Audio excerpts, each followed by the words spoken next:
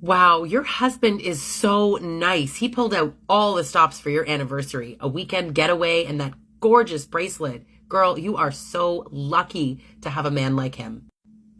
Yeah, he's really something.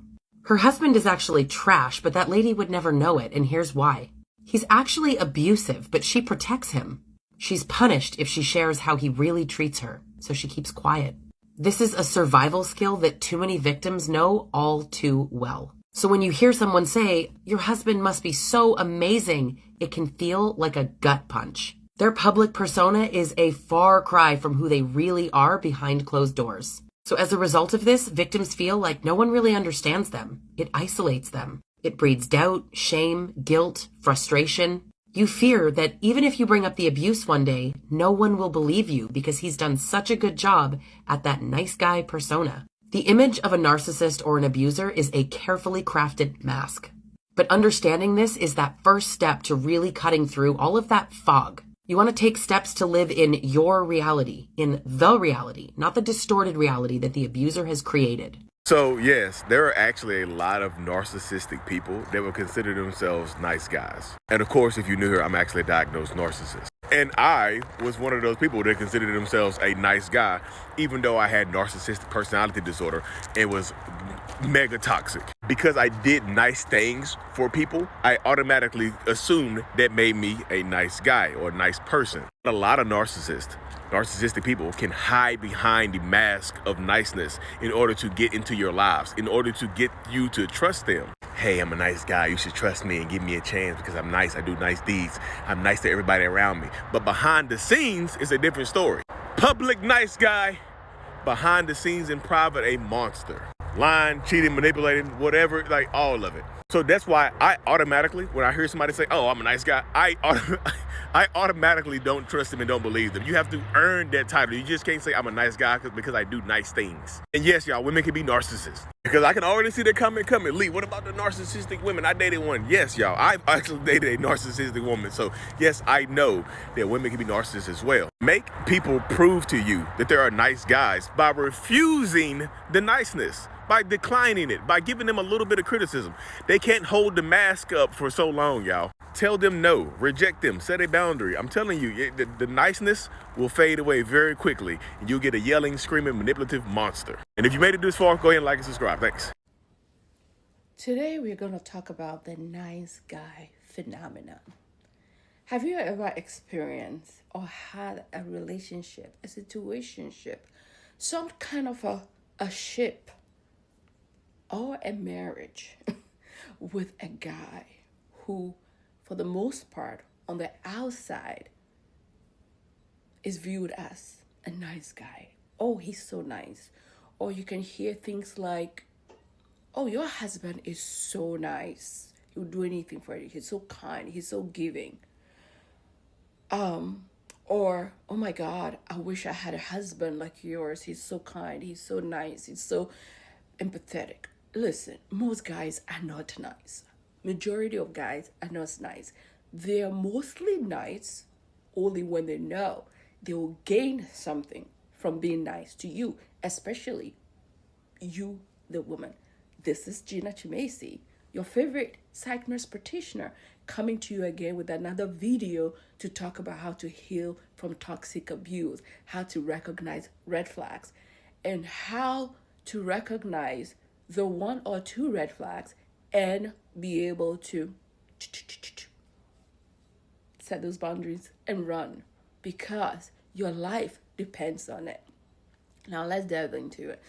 So when you usually do in relationships, we tend to not take a minute to see how we are feeling in the inside, how that person is making us feel. Sometimes the feeling of rumbling in the stomach that you feel, like a lot of times that could be your anxiety, your body telling you or rejecting that person in front of you.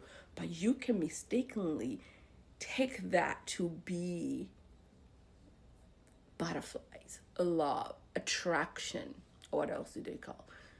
You're energetically connecting to that person, where in actual fact, that love bombing, that overly niceness, that overdoing of flowers, chocolate, trips, blah, blah, blah, is all the set stage. They have calculated. These people are very conniving and manipulated and picked you. You're just the right gift for them to work on, because you're so desperate to be in relationship that you don't even recognize the fact that this overindulgence of niceness is actually a red flag. I'm not saying everything is a red flag, but this is why it's so critical when you're dating to sit within yourself to see, how is this person making me feel? Are these butterflies? Are you listening with what they're saying? Are you seeing what they're doing beyond you? How do they treat other people? What was their story? How do they treat their mothers? How do they treat the valet person, the server, their co-workers? What are the stories that they tell you about the people in their lives? What are the stories they're telling you about their exes? All those things will telltale signs of this person being nice, but the nice guys are usually a facade. So like I said, most guys are usually not that nice or not nice. So they usually will show you their true colors. So they're just like,